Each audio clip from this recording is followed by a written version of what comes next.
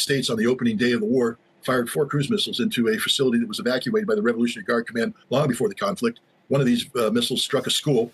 The fourth missile, 3 missiles, 2 missiles struck empty warehouses, 1 struck a school. The 4th missile was loitering over the site, collecting data, sending it back for battle damage assessment. The 2 warehouses were empty, no secondary explosions. But the 3rd site that they struck, they noticed an accumulation of human beings, people running to the site. And so they ordered the 4th missile to strike. The 4th missile went up, came down, and hit. The missile is designed to penetrate with a bunker-busting capability, but there's an additional factor to this missile.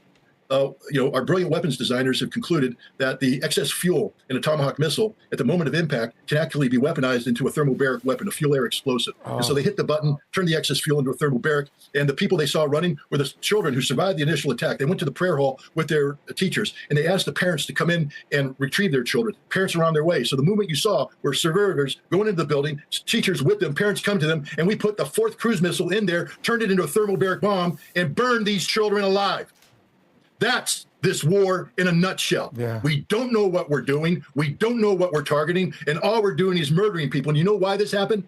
Because Pete Hegseth canceled the Department of Defense directive that required a civilian mitigation team to go over each target to make sure that we weren't striking the wrong targets. He called that woke. He called that ineffective. He wanted to be the most lethal fighting force in the world. Kill, kill, kill. Well, Pete, you killed them. 170 of them. Children. You're a murderer. You're a war criminal. And so is Donald Trump. And so is every American who supports this war. Because this war is an illegal war of aggression. We aren't obeying the laws of war. And we're simply slaughtering innocent people to appease a bunch of neoconservatives who have an outdated concept of what the world should look like and who have completely subordinated the interests of the United States to the state of Israel. And I apologize for losing my temper. I'm a father of 2 girls, and I would hunt down and kill anybody who brought harm to my children.